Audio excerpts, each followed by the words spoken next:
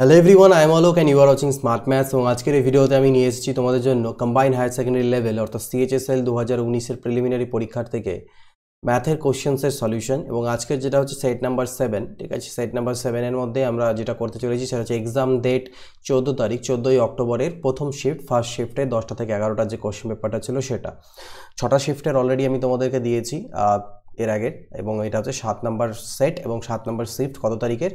14 তারিখের। দেখো এখানে যে কোশ্চেন্সগুলো ছিল সেগুলো তুলনামূলক একটু ইজি। 13 তারিখের যে দুটো শিফট, ফার্স্ট এবং সেকেন্ড শিফটেরটা অনেকটাই কঠিন ছিল। আজকে 14 তারিখের ফার্স্ট শিফটটা একটু ইজি আছে। যেমন এখানে বলেছে দেখো কি যে দি ভ্যালু অফ 4 প্লাস এটা, অর্থাৎ এটার ভ্যালু ক্যালকুলেট করতে হবে আমাদেরকে। তো এটার ভ্যালু যদি ক্যালকুলেট করতে নিই তাহলে আমাদের দেখো বডমাস রুল ফলো করতে হবে। 10কে 2 দিয়ে ভাগ দিলে পাবো কত? 5। তারপরে 5-এর সাথে গুণ হয়ে যাবে কত? 3। তাহলে 5 3 15 হলো, অর্থাৎ ফার্স্ট ব্র্যাকেটের মধ্যে থাকলো 42 প্লাস 15 মাইনাস 40, তাই তো। 42 থেকে 40 চলে গেলে 2, 15 আর 2 17 হলো। তার মানে আমার ব্যাপারটা দাঁড়ালো কি, সেকেন্ড ব্র্যাকেটের মধ্যে 35 প্লাস এখান থেকে পাচ্ছিল আমার 17, এটা বাঁকলো আমার সেকেন্ড ব্র্যাকেটের মধ্যে, তার সামনে 3 গুণ একটা আছে থার্ড ব্র্যাকেট প্লাস 7, এইরকম। তো 35 5 40 42 52 হচ্ছে। তাহলে 3 ইন্টু 52 প্লাস 7, অর্থাৎ 3 দুনা 6, 3 5 15, ঠিক আছে, প্লাস 7। তো কত হলো? 156, আর সাথে হলো 163, আর একদম বাইরে একটা 4 যোগ আছে। তাহলে 4 প্লাস 163 ইজ ইকুয়াল টু 167। এটা হচ্ছে এর অ্যান্সার ছিল, কারেক্ট। দেখো একটা দেওয়া আছে, একটা বার গ্রাফ দেওয়া আছে, 4টে স্কুল আছে, S1 S2 S3 আর S4, 4টে স্কুলের দুটো ইয়ার 2017 এবং 2018-তে কি নাম্বার অফ স্টুডেন্টস অ্যাডমিটেড, কত স্টুডেন্টস ভর্তি হয়েছিল সেটার একটা চার্ট দেওয়া আছে। আমাদেরকে বের করতে বলেছে এখান থেকে কি the ratio between total number of students admitted in 4 schools in 2017 সালে 4টে স্কুল মিলে যতজন অ্যাডমিট হয়েছিল তার সাথে রেশিও বের করতে হবে 2018-তে 4টে স্কুল মিলে যতজন অ্যাডমিট হয়েছিল, ভর্তি হয়েছিল। তো 2017 কোনটা? 2017 নীল, নিচে দেওয়া আছে দেখো 2017 2018।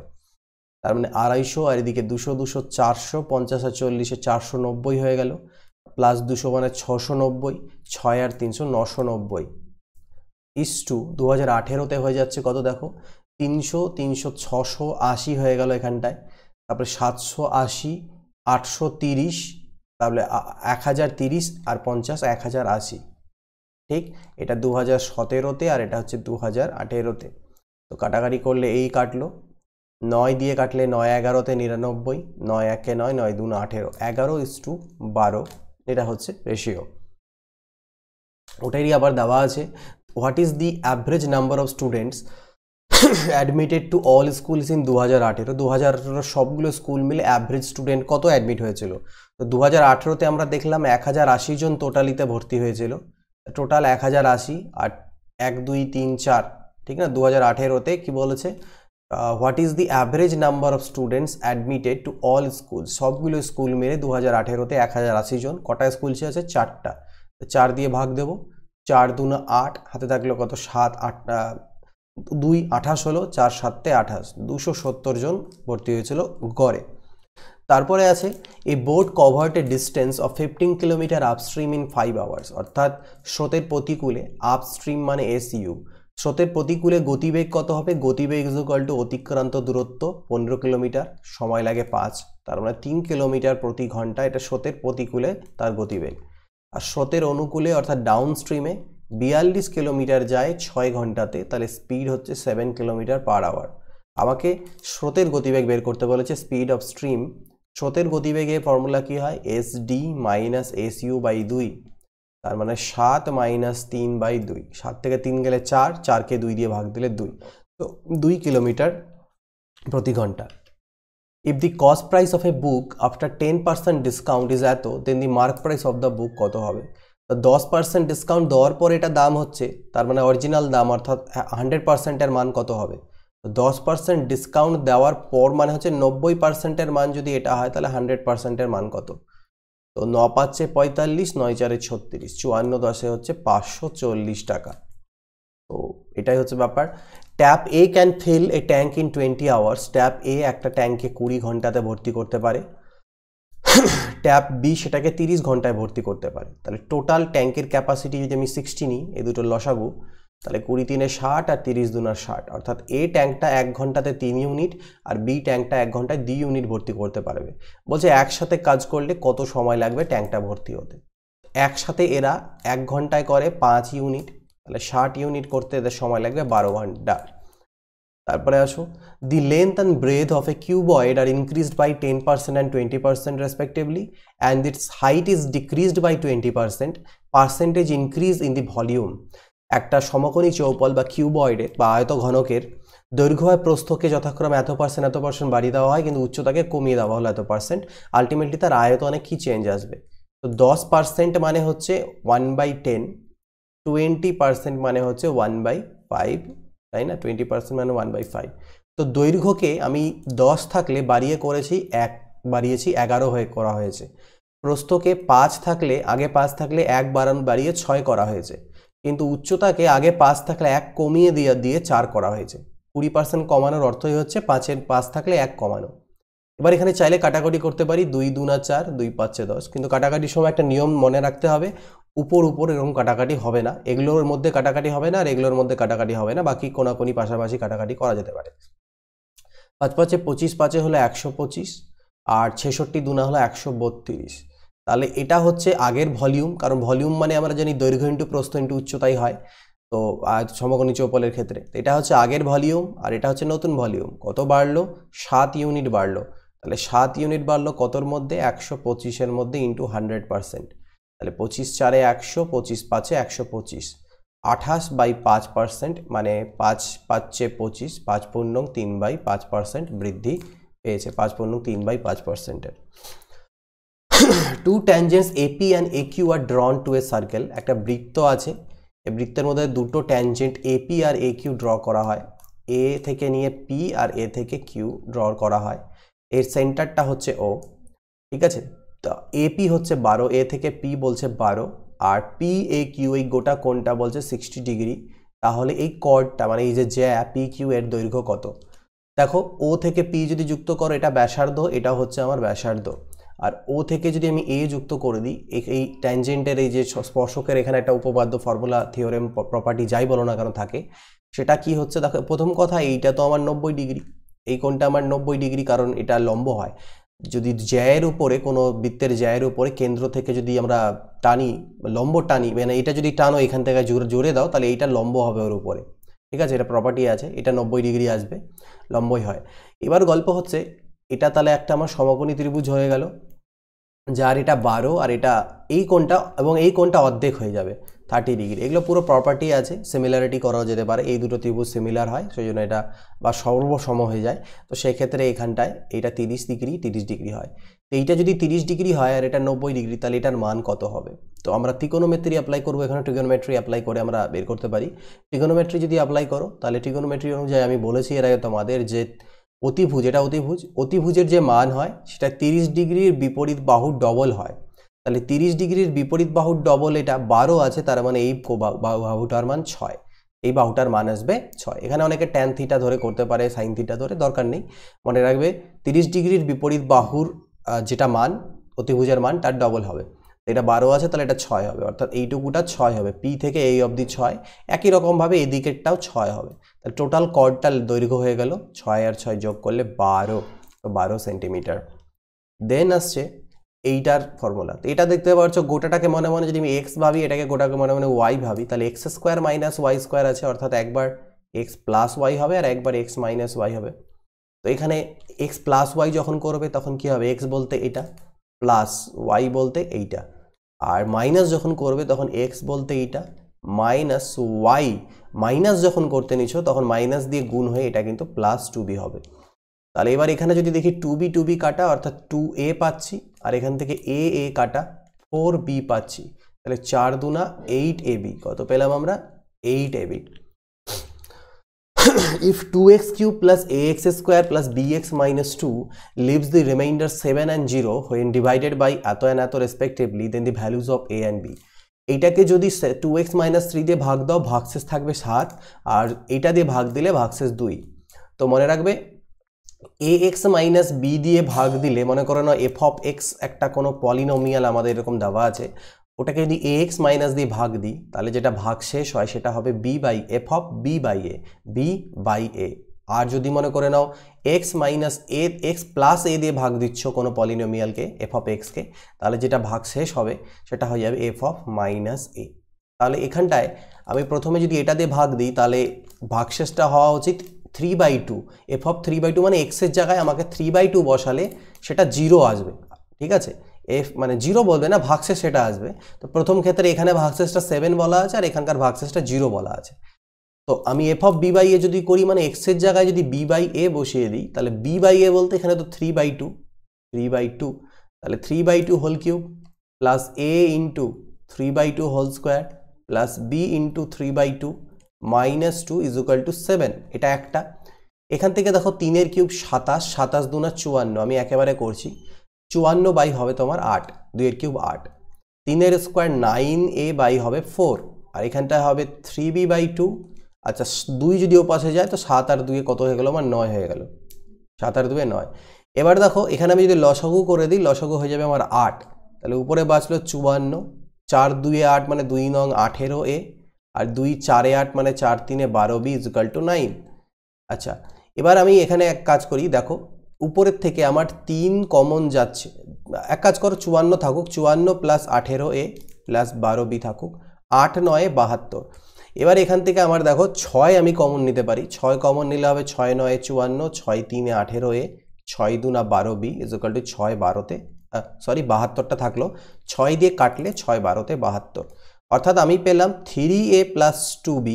9 যদি ওপাশে চলে যায় 12 থেকে বিয়োগ হলে 3, 3a plus 2b is equal two 3, এটা আমরা পেলাম।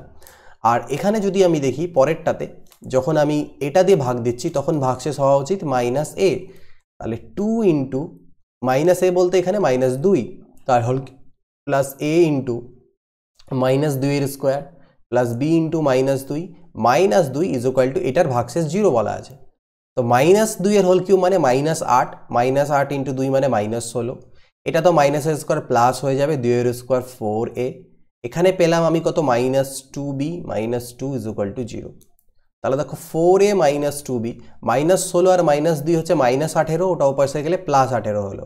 এখান থেকে 2 কমন নিলে 2a মাইনাস b পড়ে থাকবে আর 2 দিয়ে ভাগ দিলে 9 হয়ে গেল। তাহলে এবার দেখো এখানে আছে 3a plus 2b is equal two 3 আর এখানে 2a minus b is equal two 9। আচ্ছা এটাকে যদি আমি এক কাজ করতাম, আচ্ছা এইটা দরকার নেই, এই পার্টটা এটুকু করা দরকার নেই, এই অবধি ছেড়ে দাও। এটা পাচ্ছি 4a মাইনাস 2b 18 আর এখানে 3a প্লাস 2b 3, এই দুটোকে যদি যোগ করি তো এই দুটো কাটা চলে যাবে।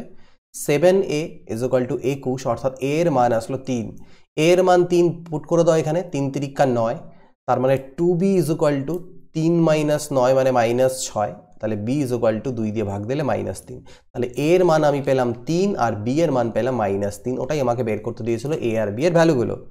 নেক্সট দেখো the compound interest on এত at the rate of 5% per annum is এত, then the time period তাহলে কত হবে। 4000 টাকার উপরে 5% হারে চক্রবৃদ্ধি যে সুদ হয় সেটা বলছে 630.50 টাকা, তাহলে টাইম পিরিয়ডটা কত দিনে সেটা বের করতে আমাদেরকে এখানটাতে হবে। তো এবার দেখো এখানে প্রিন্সিপাল আর অ্যামাউন্টে যদি আমরা রেশিও বের করি, প্রিন্সিপাল মানে মূলধন 4000 আর অ্যামাউন্ট মানে হচ্ছে সুদ আসল, তো 4000 আর 630 মানে 4630.50 বা শুধু 5 বললাম। আচ্ছা দশমিক তুললে নিচে 10 আসে, এবার এটা অনুপাত বের করছি, বোথ সাইডে যদি 10 দিয়ে গুণ করি তাহলে এখানে একটা 0 হয়ে যাবে আর এখানে 10 দিয়ে গুণ করলে এটা কাটা চলে যাবে। এবার 5 দিয়ে কাটাকাটি করলে এখানে পাবো 5 8 40 আর এখানে পাই যাবে তোমরা 9261। এবার দেখো এটার যদি তুমি কিউব রুট করো মানে ঘনমূল করো তাহলে 20 পাবে আর এখান থেকে আসবে 21, 20 থেকে 21 মানে 1 বেশি, 1/20 ইন্টু 100%, অর্থাৎ দেখো 5% আমার মিলে যাচ্ছে। তার মানে এখানে কি করলাম আমরা কিউব রুট করলাম, ওই জন্য আমাদের যে সময়টা হবে সময় সেটা হবে 3 বছর। এখানে যদি স্কোয়ার রুট করে পেতাম তাহলে 2 বছর, বাট কিউব রুট করে যেহেতু পেলাম তাই সময়টা হচ্ছে বেসিক্যালি 3 বছর। তো টাইম পিরিয়ড কত হবে 3 years. Find the values of x for the given equation, এর জন্য এক্স এর মান কি হবে। তো এটা কোয়াড্রেটিক ইকুয়েশন, আমরা ডিরেক্টলি সলভ করতে জানি এটাকে।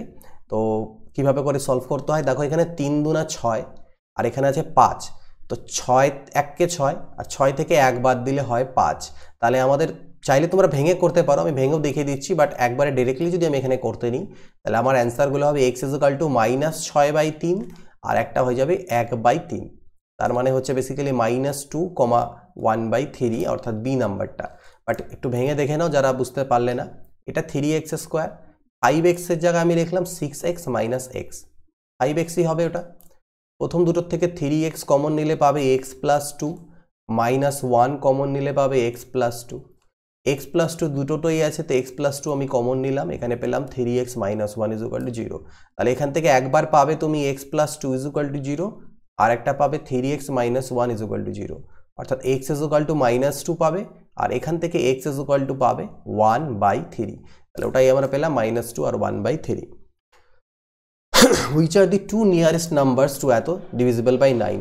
এই সংখ্যাটার কাছের দুটো সংখ্যা বের করো যাকে 9 দিয়ে ভাগ যায়। তো কাছের দুটো সংখ্যা মানে একটা এর থেকে ছোট হবে আর একটা এর থেকে বড় হবে। 9 দিয়ে ভাগ করতে নাও, দেখো 9 দুনা 18, হাতে থাকলো কত 1, 15 হলো, 9 1 9, আর 6 গেল কত হলো 69 হলো, 9 7 63, বাঁচলো কত 6 66, লাস্টে বাঁচছে কত 66। এবার 9 দিয়ে যদি আমি 66কে ভাগ করতে নিই, যদি আমি 66 না থেকে যদি 63 থাকতো তাহলে ভাগ মিলে যেত, অর্থাৎ এর থেকে জাস্ট ছোট সংখ্যাটা কত হবে 3 কম হবে, অর্থাৎ 19,593 হবে। তাহলে এখানে 3 থাকলে এখানে 63 আসতো, ভাগ মিলে যেত। আচ্ছা, এর পরের জাস্ট বড় সংখ্যাটা কোনটা হবে, এর পরের সংখ্যাটা কাছের সব থেকে, তাহলে 9 7 63 হচ্ছিল, সেটা কমিয়ে দিলাম। আর 9 8 যদি আমরা 72 করি তাহলে এর থেকে বড়টা আসবে, কিন্তু এর সব থেকে কাছে 72 মানে কি লাস্টে 2, তাহলে এখানে আরও 6 যোগ থাকা উচিত, তার মানে সেটা হয়ে যাবে কত 19,602। তাহলে এর সব থেকে কাছের দুটো সংখ্যা যাকে 9 দিয়ে ভাগ যায়, একটা ছোট হবে আর একটা বড় হবে, তো সেটা হচ্ছে আমাদের 19,593 আর 19,602। নিচে দেওয়া আছে the given bar graph represents, ওই স্কুল আছে 4টে স্কুল আমরা একটু আগে করলাম। বলছে the total number of students admitted in school 3 for both the years. S3-তে বোথ ইয়ারে যতজন অ্যাডমিট করেছে কত 350 জন, ওকে 200 আর 150, is approximately what percent of the total admitted students S2 for both year। S2-তে বোধ বছরে 3 2 500 600 জন, 600 জনের এটা কত পার্সেন্ট অ্যাপ্রক্সিমেটলি, 106 600 হয়। আচ্ছা, তো 6 দিয়ে এটাকে কাটলে কত হবে, 6 2 দিয়ে কাটো, 2 3 6, আর 2 দিয়ে করলে 175, তারপর 3 দিয়ে করলে কত 3 5 15, 2 থাকলো 25, 3 8 24, আর তারপরে 58.33, 58.33%, ঠিক না। 6 দিয়ে করলেও ডাইরেক্টলি আমরা 6 দিয়ে করলেও করতে পারতাম, 6 5 30, 6 8 48, তাও আসতো, কোনো অসুবিধা নেই, 58.33%।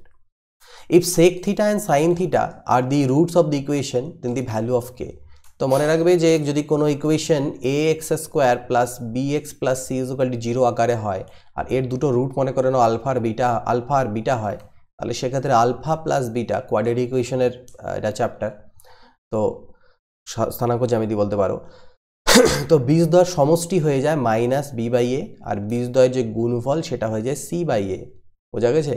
তাহলে এখানে বীজদ্বয় আমাকে দেওয়া ছিল সেক থিটা আর সাইন থিটা, তাহলে এদের যে সমষ্টি সেটা হবে কি -b/a। তো মাইনাস বি বলতে মাইনাস কে, দেখো বি এর জায়গাতেই আবার মাইনাস কে আছে, এটা তো ফর্মুলার মাইনাস, আবার বি এর জায়গাতেই আছে মাইনাস কে, আর বাই এ বলতে এর পজিশনে আছে √6, তার মানে আলটিমেটলি k/√6। আর যদি গুণ করা যায় এদেরকে, তাহলে sec theta into sine theta, গুণফলটা কি হবে c/a মানে √6/√6 অর্থাৎ 1।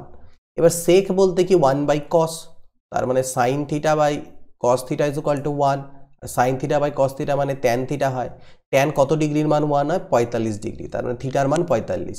তাহলে এখানেও আমি থিটার মান যদি বসিয়ে দিই, তো cos 45 ডিগ্রির মান 1/√2 হয়, তার মানে সেক 45 হচ্ছে √2 আর সাইন 45 1/√2। তো এখানে আমি লসাগুটা যদি করি তাহলে উপরে হয়ে যাবে আমার √2 তে 2 আর একে 3/√2 ইজ ইকুয়াল টু k/√6। √2 দিয়ে √6কে কাটলে √3 হবে, কোনাকুনি গুণ করলে k ইজ ইকুয়াল টু 3√3 হবে। k এরই মান বের করতে দিয়েছিল 3√3।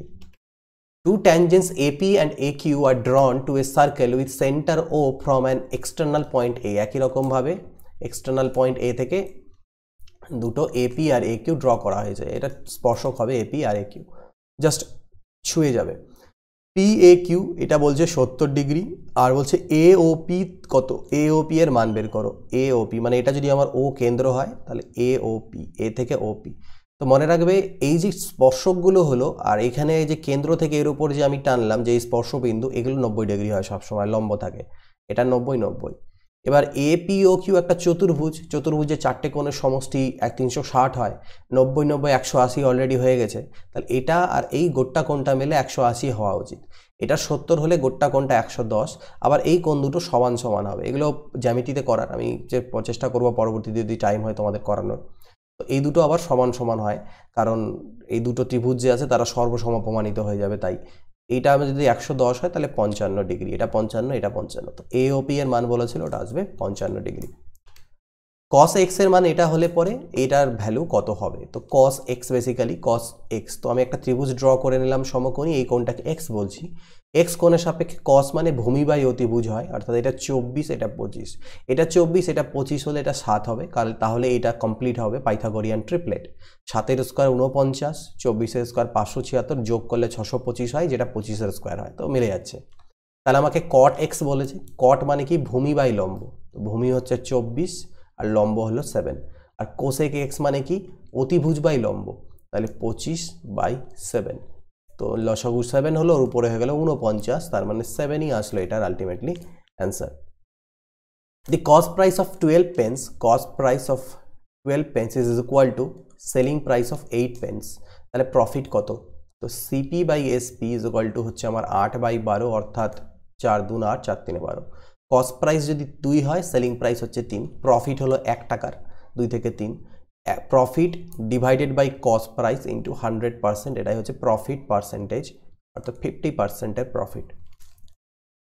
Next, what percentage is the average admission of schools S3 and S4 2018 of the average admission of schools S1 S2 2017? S3 R S4 এর যে গড় ভর্তি সেইটা S1 আর S2 এর গড় ভর্তি 2017-তে তার কত পার্সেন্ট, এটা বের করতে বলেছে। তো আগে আমরা S3 আর S4 এর 2018-তে যে ভর্তি সেটা বের করি। তো S3 আর S4 এর 2018-তে মানে হচ্ছে 150 আর 250, তাহলে 200 300 400। 400 এর অ্যাভারেজ মানে দুটো স্কুল, তাহলে 400 দুটো স্কুলের অ্যাভারেজ বলেছে, তাহলে 200। তো এই 200ই বলছে কত পার্সেন্ট হবে S1 আর S2 এর 2017-তে অ্যাডমিশনের গড়। 250 আর 240 মানে 490, 490/2 মানে কত হয়ে যায়? 2 2 4 আর 245, তাই না? তাহলে এই যে 200, সেটা 245-এর কত পার্সেন্ট, এটা বের করতে হবে আমাদেরকে। তাহলে 5 দিয়ে করলে তো 5 4 20 এখানে হলো, আর 5 নং 45 হয়ে গেল। আর এখানে 5 দিয়ে করলে 40, মানে 4000/49।